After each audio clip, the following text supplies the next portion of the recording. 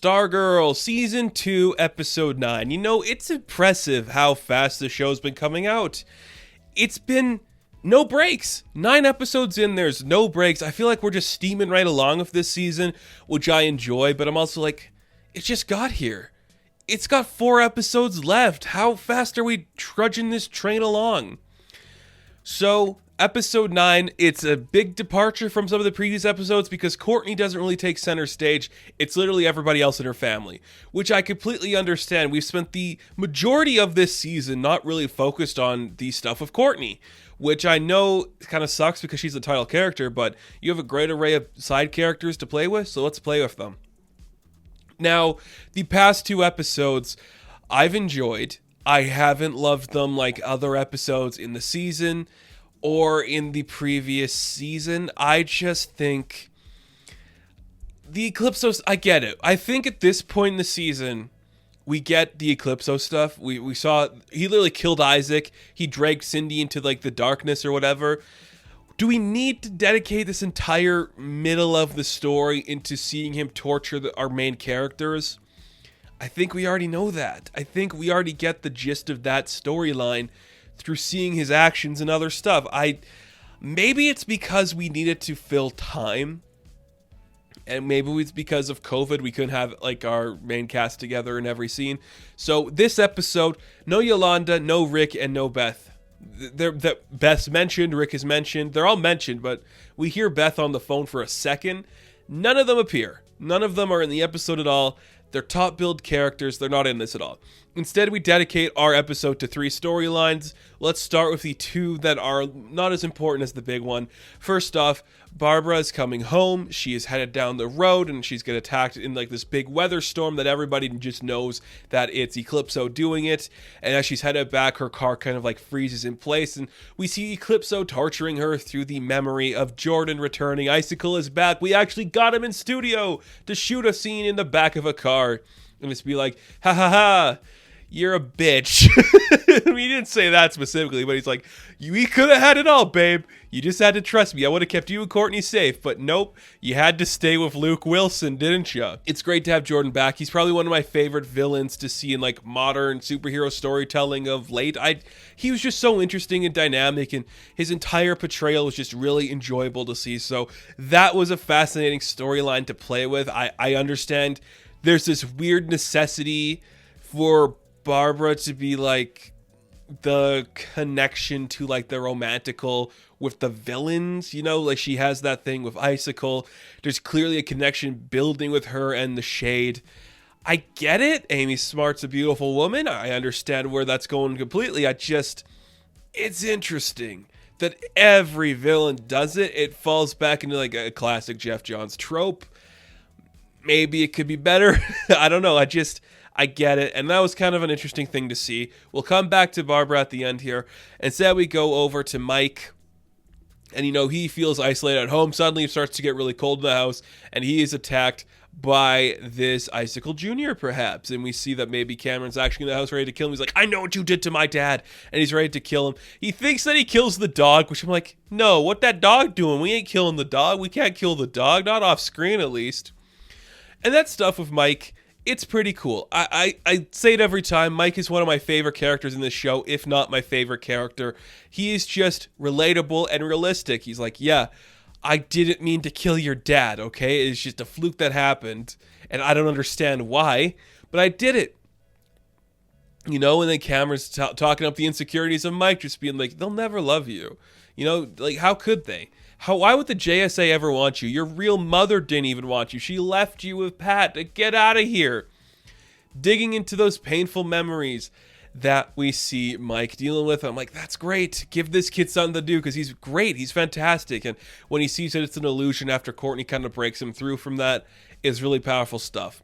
I do like, again, that Mike calls Barb mom. I think that's great stuff. I enjoy that a lot. Even Courtney in this episode calls Pat her dad. And that's really powerful. I understand the connection between like step families and siblings and, you know, parents like that.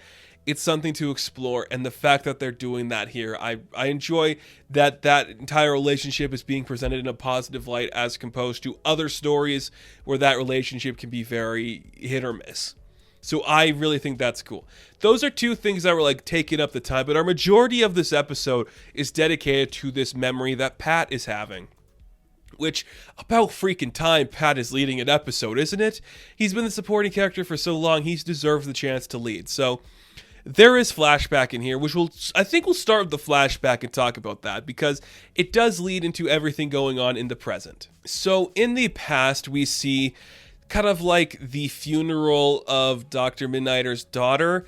Everyone's there. Suddenly, who shows up? But none other than John Wesley Shipp as Jay Garrick. And yep, that's what you do. He's Jay Garrick. You cannot get anybody else in any media to play Jay Garrick. That role is for him and him only. He shows up in here. He's hanging out with the team. Lou Ferrigno Jr., Joel McHale, a bunch of buff white dudes just talking about the death of a little girl at the funeral.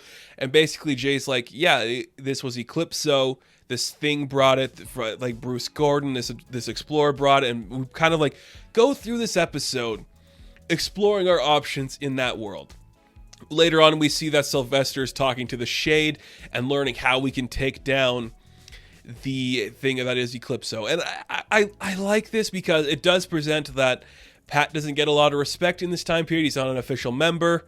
And it does show us that Jay is going to stand up for him because Jay, the Flash, in that era, the best hero of them all. He's just Jay Garrick. He's the coolest. He's the best.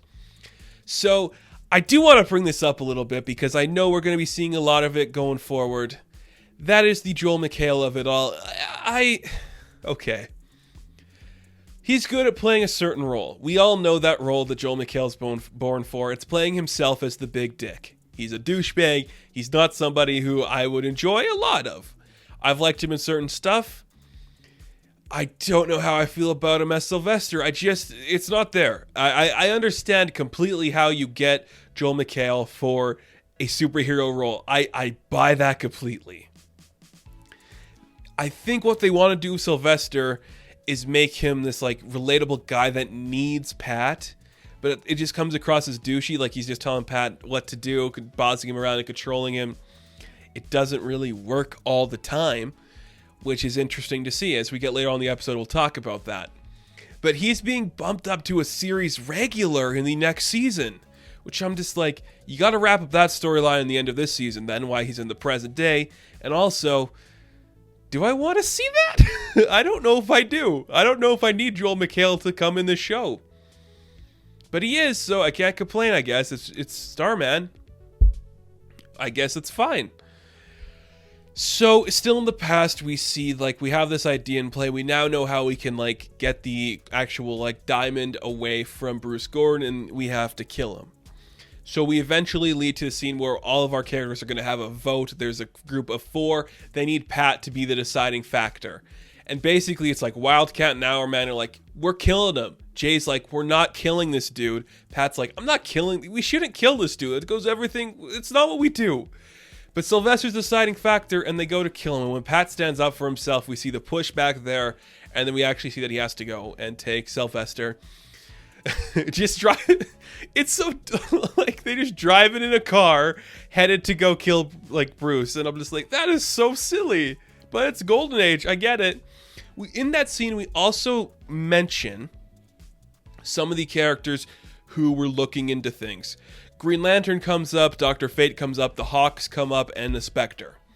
We know that the Hawks and Dr. Fate are going to be in Black Adam. We know Green Lantern is getting his own television show. Spectre, who knows?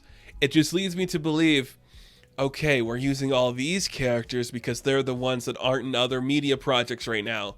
Which leads me to believe, could we potentially see Pierce Brosnan interacting with John Wesley Shipp?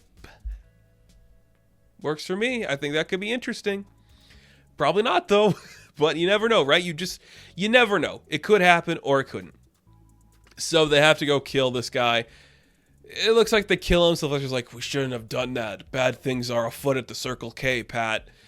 It's Joel McHale trying to sound sincere, and it just doesn't come across as sincere because it's Joel freaking McHale. So it's just, it's cool. It works for the most part.